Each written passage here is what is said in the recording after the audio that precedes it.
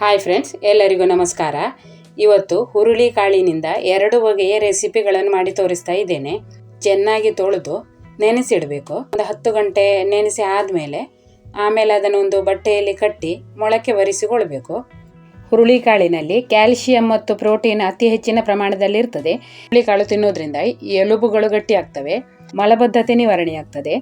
ರಕ್ತಹೀನತೆಯಿಂದ ಬಳಲುವವರಿಗೆ ಇದೊಂದು ಒಳ್ಳೆಯ ಆಹಾರ ಅಂತಲೇ ಹೇಳ್ಬೋದು. ಹುರುಳಿಕಾಳು ತಿನ್ನೋದ್ರಿಂದ ಇನ್ನೂ ಹೆಚ್ಚಿನ ಉಪಯೋಗಗಳಿವೆ. ಈಗ ಇದರ ಸಾರು ಹೇಗೆ ಮಾಡೋದು ಅಂತ ತೋರಿಸ್ತೇನೆ. ಈಗ ನಾನು ಮೊಳಕೆ ಬರಿಸಿದ ಹುರುಳಿಕಾಳನ್ನು ತಗೊಂಡಿದ್ದೇನೆ.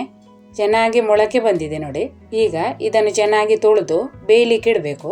ಮೊಳಕೆ ಬರಿಸಿದ ಹುರುಳಿಕಾಳನ್ನು ತೊಳೆದು ಒಂದು ಪಾತ್ರೆಯಲ್ಲಿ ಹಾಕೊಂಡಿದ್ದೇನೆ.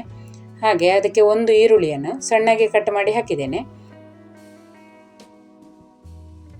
ಮೀಡಿಯಂ ಸೈಜ್ನ 2 ಟೊಮೆಟೊವನ್ನು ಕೂಡ ಹಾಕಿದ್ದೇನೆ. ದೊಡ್ಡ ಟೊಮೆಟೊ ಆದರೆ 1 ಹಾಕಿದ್ರೂ ಸಾಕಾಗ್ತದೆ.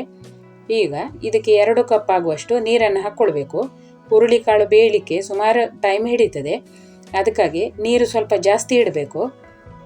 ಈಗ ನಾನು ಇದಕ್ಕೆ 2 ಕಪ್ ಆಗುವಷ್ಟು ನೀರನ್ನು ಹಾಕ್ಕೊಂಡಿದ್ದೇನೆ. ಈಗ ಇದನ್ನು ಕುಕ್ಕರಲ್ಲಿ ಇಟ್ಟು ನಾನು ಬೇಯಿಸಿಕೊಳ್ತಾ ಇದ್ದೇನೆ. ನೀವು ಕುಕ್ಕರಲ್ಲಿ ಡೈರೆಕ್ಟ್ ಹಾಕಿ ಕೂಡ ಇದನ್ನು ಬೇಯಿಸಿಕೊಳ್ಬೋದು. ಈಗ ಒಂದು 5-6 ಸೀಟಿ ಆದರೂ ತೆಗಿಬೇಕು. ಹುರುಳಿಕಾಳು ಚೆನ್ನಾಗಿ ಮೆತ್ತಗೆ ಬೆಂದಿರಬೇಕು ನೋಡಿ. 5ರಿಂದ 6 ಸೀಟಿ ತೆಗೆದ್ರೆ ಸಾಕು. ಈಗ ಇದು ಬೇಯುವಷ್ಟು ಹೊತ್ತಿಗೆ ಇದಕ್ಕೆ ಬೇಕಾದ ಮಸಾಲೆಯನ್ನು ರುಬ್ಬಿಕೊಳ್ಳುವ. ಮಸಾಲೆ ರುಬ್ಲಿಕ್ಕೆ ಮೊದಲು ಹುರಿದುಕೊಳ್ಬೇಕು. ಒಲೆ ಮೇಲೆ ತವಾವನ್ನು ಇಟ್ಟಿದ್ದೇನೆ. ಅದರಲ್ಲಿ 5 ಮೆಣಸು ಹಾಕಿದ್ದೇನೆ. ನಿಮಗೆ ಖಾರಕ್ಕೆ ತಕ್ಕ ಹಾಗೆ ನೀವು ಮೆಣಸು ಹಾಕ್ಕೊಳ್ಬೇಕು. ಹಾಗೆ 1 ಚಮಚ ತೆಂಗಿನ ಎಣ್ಣೆಯನ್ನು ಹಾಕಿ ಮೆಣಸನ್ನು ಮೊದಲು ಹುರಿದುಕೊಳ್ತೇನೆ. ಈಗ ಮೆಣಸು ಹುರಿದದ್ದಾಗಿದೆ. ಈಗ ಇದಕ್ಕೆ 1 ಚಮಚ ಕೊತ್ತಂಬರಿ ಬೀಜ, 4-5 ಕಾಳುಮೆಣಸು ಹಾಕಬೇಕು. ಕಾಳುಮೆಣಸು ಜಾಸ್ತಿ ಹಾಕಿದರೆ ಖಾರ ಜಾಸ್ತಿ ಆಗ್ತದೆ, ಅದಕ್ಕೆ ನಾನು ಒಂದು 4ರಿಂದ 5 ಕಾಳುಮೆಣಸು ಹಾಕಿದ್ದೇನೆ.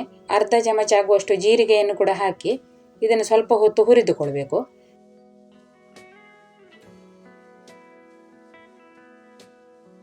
ಈಗ ಹುರಿದುಕೊಂಡಿದ್ದೇನೆ ನೋಡಿ. ಇಷ್ಟು ಹುರಿದ್ರೆ ಸಾಕು. 1 ಸಣ್ಣ ತೆಂಗಿನಕಾಯಿಯನ್ನು ತುರಿದು ತಗೊಂಡಿದ್ದೇನೆ. ಅದಕ್ಕೆ ಹುರಿದಂತಹ ಮೆಣಸು ಮತ್ತು ಜೀರಿಗೆ, ಕೊತ್ತಂಬರಿ ಎಲ್ಲ ಹಾಕ್ಕೊಳ್ಬೇಕು. ಹಾಗೆ ಒಂದು ಅರ್ಧ ಚಮಚ ಆಗುವಷ್ಟು ಅರಿಶಿನ ಹಾಕ್ಕೊಳ್ಬೇಕು. ಮತ್ತು ಸಣ್ಣ ಹುಣಸೆ ಹುಳಿ ಹಾಕಿ ರುಬ್ಬಬೇಕು.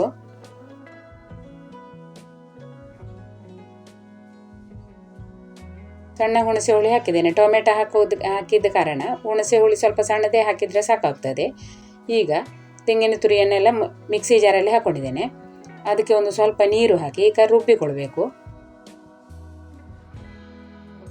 ಈ ಥರ ರುಬ್ಬಿದ್ದೇನೆ ನೋಡಿ. ಈಗ ಹುರುಳಿಕಾಳು ಕೂಡ ಚೆನ್ನಾಗಿ ಬೆಂದಿದೆ. ಚೆನ್ನಾಗಿ ಮೆತ್ತಗೆ ಬೇಯಬೇಕು.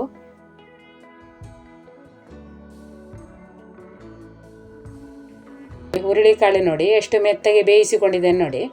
ಈ ಥರ ಮೆತ್ತಗೆ ಆಗಬೇಕು ನೋಡಿ. ಈಗ ರುಬ್ಬಿದ ಮಸಾಲೆಯನ್ನು ಅದಕ್ಕೆ ಹಾಕ್ಕೊಳ್ಳುವ. ಇದಕ್ಕೆ ಸ್ವಲ್ಪ ತೆಂಗಿನ ತುರಿ ಜಾಸ್ತಿ ಬೇಕಾಗ್ತದೆ. ಹುರುಳಿಕಾಳು ಜಾಸ್ತಿ ಕರಗುವುದಿಲ್ಲ ನೋಡಿ.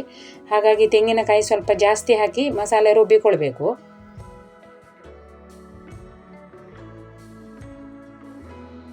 ಈಗ ಇದನ್ನು ಚೆನ್ನಾಗಿ ಮಿಕ್ಸ್ ಮಾಡುವ. ಮಿಕ್ಸ್ ಮಾಡಿ ಒಲೆ ಮೇಲೆ ಕುದಿಲಿಕ್ಕೆ ಇಡಬೇಕು. ಈಗ ಒಲೆ ಮೇಲೆ ಇಟ್ಟಿದ್ದೇನೆ. ಈಗ ಇದಕ್ಕೆ ರುಚಿಗೆ ತಕ್ಕಷ್ಟು ಉಪ್ಪನ್ನು ಹಾಕ್ಕೊಳ್ಬೇಕು. ಈಗ ಚೆನ್ನಾಗಿ ಮಿಕ್ಸ್ ಮಾಡಿ ಚೆನ್ನಾಗಿ ಕುದಿಸಿಕೊಳ್ಬೇಕು. ಇದಕ್ಕೆ ನೀವು ಬೆಳ್ಳುಳ್ಳಿ ಒಗ್ಗರಣೆ ಬೇಕಿದ್ರೂ ಹಾಕ್ಕೊಳ್ಬೋದು, ಇಲ್ಲದಿದ್ದರೆ ಸಾಸಿವೆ ಕರಿಬೇವು ಒಗ್ಗರಣೆ ಹಾಕಿದರೂ ಆಗ್ತದೆ.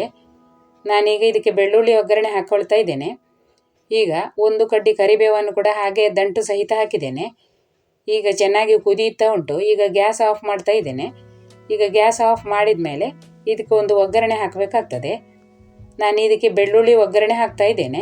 ಈಗ ಒಗ್ಗರಣೆ ಹಾಕಿ ಮುಚ್ಚಳ ಮುಚ್ಚಿಟ್ಟು ಸ್ವಲ್ಪ ಹೊತ್ತು ಆದಮೇಲೆ ಮುಚ್ಚಳ ತೆಗೆದು ಚೆನ್ನಾಗಿ ಮಿಕ್ಸ್ ಮಾಡಿದರೆ ರುಚಿಯಾದ ಹುರುಳಿಕಾಳಿನ ಸಾರು ರೆಡಿ ಆಗ್ತದೆ.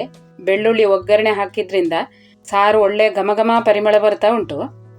ತುಂಬಾ ರುಚಿಯಾಗಿ ಆಗಿದೆ. ನೀವು ಒಂದ್ಸಾರಿ ಟ್ರೈ ಮಾಡಿ. ಈಗ ಇನ್ನೊಂದು ರೆಸಿಪಿ ತೋರಿಸ್ತೇನೆ.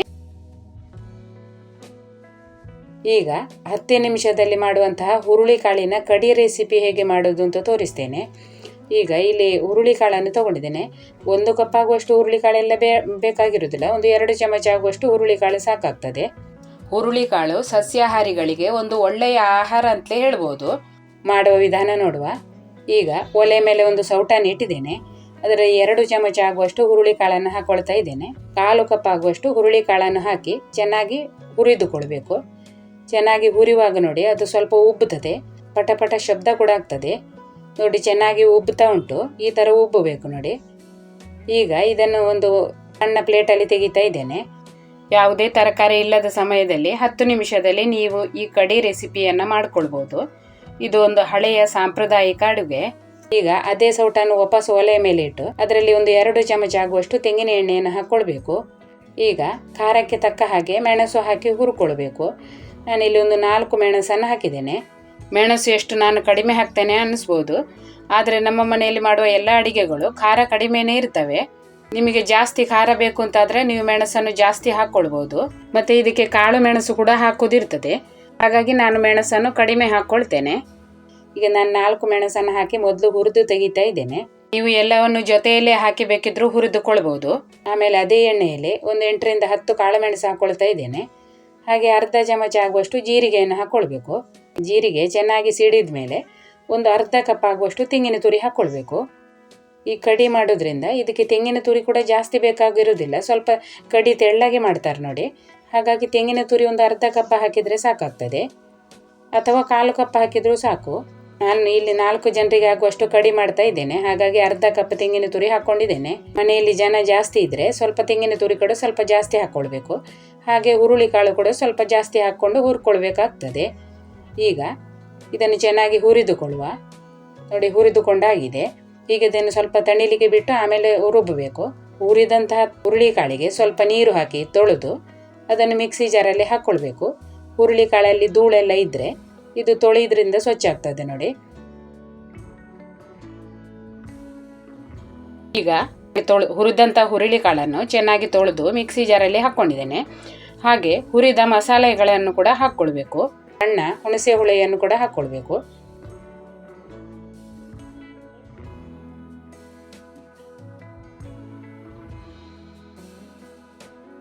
ಹಾಗೆ ಇದಕ್ಕೊಂದು 1/4 ಚಮಚ ಆಗುವಷ್ಟು ಅರಿಶಿನ ಹಾಕಿ ಸ್ವಲ್ಪ ನೀರು ಹಾಕಿ ಇದನ್ನು ರುಬ್ಬಿಕೊಳ್ಬೇಕು. ಸ್ವಲ್ಪ ತರಿಯಾಗಿ ರುಬ್ಬಿಕೊಂಡ್ರೆ ಸಾಕು, ಜಾಸ್ತಿ ನಯವಾಗಿ ರುಬ್ಬಬೇಕಾಗಿಲ್ಲ.